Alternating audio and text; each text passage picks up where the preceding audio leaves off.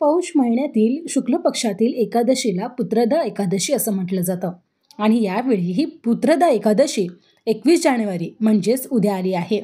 आणि या दिवशी जगाचा पालनपोषण करणारे भगवान श्रीहरी विष्णू आणि माता लक्ष्मी यांच्यासाठी उपवास करून पूजा करण्याची सुद्धा परंपरा आहे. त्यामुळे एकादशीचं व्रत जे कोणी करतील त्या माणसांवर किंवा त्या भक्तावर त्यांची कृपा होते आणि त्यांच्या सर्व मनोकामना पूर्ण होतात. त्यामुळे जर तुम्ही हे व्रत करत असाल, या व्रताचं नाव पुत्रदा एकादशी असल्यामुळे संतान सुखासाठी किंवा अपत्य प्राप्तीसाठी सुद्धा हे व्रत केलं तर त्याचा तुम्हाला नक्कीच लाभ होणार आहे. आता ही पूजा कशी करावी, यावेळी कोणते मंत्र तुम्हाला म्हणायचे आहेत, तुळशीजवळ नेमकी कशी पूजा करायची आहे, तुळशी मातेला काय प्रार्थना करायची आहे, या सगळ्याची माहिती आज मी तुम्हाला देणार आहे. पण तत्पूर्वी जर तुम्ही माझ्या चॅनलवर नवीन असाल तर चॅनलला सबस्क्राईब करून बाजूला दिलेले बेल आयकॉन ऑलवर क्लिक करा. व्हिडिओ आवडला तर लाईक करायला विसरू नका. याशिवाय व्हिडिओला सगळ्यांबरोबर शेअरसुद्धा करा, यामुळे याचा फायदा सर्वांनाच होईल. आपल्या सनातन धर्मात, हिंदू धर्मामध्ये एकादशी तिथीला विशेष असं महत्त्व आहे. एकादशी तिथी महिन्यामधून 2 वेळा येत असते आणि पौष महिन्यातील शुक्ल पक्षातील एकादशीला पुत्रदा एकादशी म्हणतात. त्यामुळे यावेळी पुत्रदा एकादशी 21 जानेवारीला आलेली आहे आणि अशा वेळी जर तुम्हाला पुत्रप्राप्तीचं किंवा संतानप्राप्तीचं सुख हवं असेल तर तुम्ही ही एकादशीचा व्रत आणि याचा उपवास नक्की करायचा आहे. या दिवशी जगाचा पालनपोषण करणारे भगवान श्रीहरी विष्णू आणि माता लक्ष्मी यांच्यासाठी तुम्हाला हा उपवास करायचा आहे. याशिवाय पूजाविधी करायचे आहे आणि देवाला साकडं घालायचं आहे. तुमच्या मनामध्ये असलेल्या मनोकामना पूर्ण व्हाव्यात असं देवाकडे मागायचं आहे. एकादशीचं व्रत केल्यामुळे माणसांच्या सर्व मनोकामना पूर्ण होतात असं सुद्धा म्हटलं जातं. त्यामुळे भगवान विष्णूंचा आशीर्वाद आपल्याला प्राप्त व्हावा, याशिवाय देवी लक्ष्मी आपल्यावर प्रसन्न व्हावी म्हणून हे व्रत नक्की करा. याशिवाय आपल्याला भगवान श्रीहरी विष्णू हे तुळशीमध्ये सुद्धा वास करत असतात आणि जिथे भगवान श्रीहरी विष्णू असतात तिथे माता लक्ष्मी ही अवश्य असते.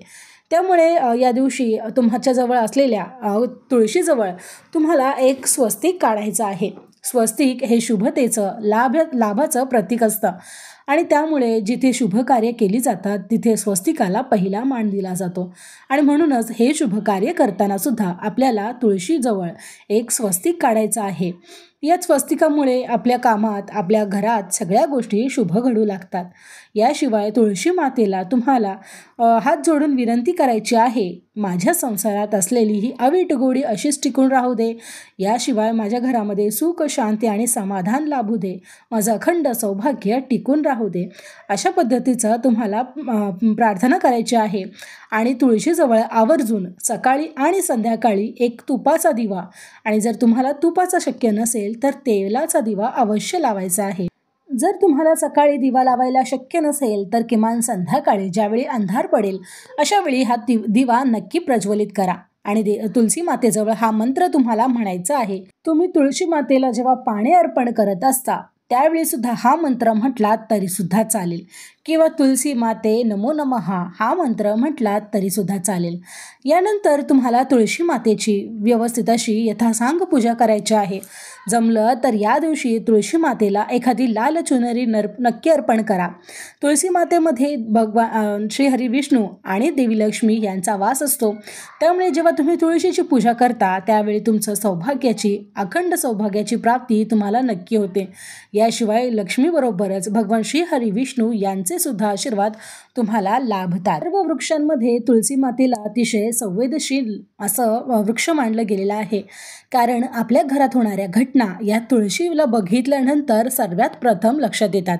म्हणजे तुमची तुळस जर छान बहरलेली असेल तर तुमच्या घरामध्ये लवकरच सुख, शांती आणि आनंद यांचा समावेश होणार आहे असं कळून येतं. मात्र तुमची तुळस पाणी घालून सुद्धा विनाकारण सुकत असेल तर मात्र तुमच्या घरावर कोणती तरी अडचण येणार आहे, अरिष्ट येणार आहेत किंवा संकट येणार आहेत असा याचा अर्थ होतो. तुळशी ही संवेदनशील असल्यामुळे आपल्या घरात होणाऱ्या घटना या सर्वप्रथम तुळशी मातेला कळतात. त्यामुळे तुळशीला दररोज पूजा करून तिची विधिवत अशी पूजा नक्की करत जा. पौष पुत्रदा एकादशीच्या दिवशी विधिवत पूजा केल्यानंतर भगवान श्रीहरी विष्णूंना तुम्ही खीर अर्पण करू शकता. खीर ही देवी लक्ष्मीला सुद्धा अतिशय प्रिय आहे. याशिवाय ती भगवान श्रीहरी विष्णूंना सुद्धा आवडते. त्यामुळे नैवेद्यामध्ये जेव्हा तुम्ही एखादा प्रसाद किंवा एखादा नैवेद्य दाखवणार आहात त्यामध्ये आवर्जून तुम्हाला तुळशीच्या पानाचा उपयोग करायचा आहे. प्रसादावर तुम्हाला एखादं तुळशीचं पान ठेवायचं आहे. ज्यावेळी तुम्ही भगवान श्रीहरी विष्णूंना प्रसाद दाखवता किंवा नैवेद्य ठेवता, हा नैवेद्य त्यांनी भक्षण करावा असं जर तुम्हाला वाटत असेल तर त्यावर नक्की तुम्हाला तुळशीचं पान ठेवायचं आहे. तुळशीचं पान जर तुम्ही ठेवलं नाही तर असं म्हटलं जातं की भगवान श्रीहरी विष्णू हा नैवेद्य ग्रहण करत नाही. म्हणून ही गोष्ट नक्की करा. याशिवाय एकादशीच्या दिवशी एक दिवस आधीच तुम्हाला तुळशीची पाने तोडून ठेवायची आहेत. कारण एकादशीच्या दिवशी तुळशीला पाणीसुद्धा घालू नये आणि तुळशीची पानंसुद्धा तोडू नयेत. त्यामुळे भगवान श्री हरी विष्णू आपल्यावर नाराज होतात. याशिवाय तुळशी मातेचा सुद्धा कोप होतो. त्यामुळे एकादशीच्या आदल्या दिवशी म्हणजेच दशमीला तुम्हाला तुळशीची पाने खोडून ठेवायची आहेत. याशिवाय तुळशी मातेला पाणीसुद्धा अर्पण करायचं आहे. दुसऱ्या दिवशी म्हणजेच एकादशीच्या दिवशी तुम्ही या दोन्ही गोष्टी करू शकत नाही. एकादशीचा उपवास सोडताना तुम्हाला चुकूनही भाताचं सेवन करायचं नाही. तुम्ही भाकरी वगैरे खाऊ शकता, मात्र भाताचं सेवन चुकूनसुद्धा या दिवशी करू नका. आपल्या घरातील इतर सदस्यांनी या दिवशी जर व्रत केलं नसेल किंवा उपवास केला नसेल तरीसुद्धा त्यांनासुद्धा या दिवशी तुम्हाला भात खाऊ द्यायचा नाही. म्हणजेच भाताचं सेवन या दिवशी घरातल्या कोणत्याही मंडळींनी चुकूनसुद्धा करू नये. भगवान श्रीहरींना केळीसुद्धा खूप आवडतात. त्यामुळे एकादशीच्या दिवशी जर तुम्ही भगवान श्रीहरींना केळी अर्पण केलीत तरीसुद्धा भगवान श्रीहरी विष्णू खूप प्रसन्न होतात आणि याचा तुम्हाला आर्थिक फायदासुद्धा होतो. याशिवाय तुम्ही नैवेद्यामध्ये मिठाई किंवा दुधाचा समावेशसुद्धा करू शकता.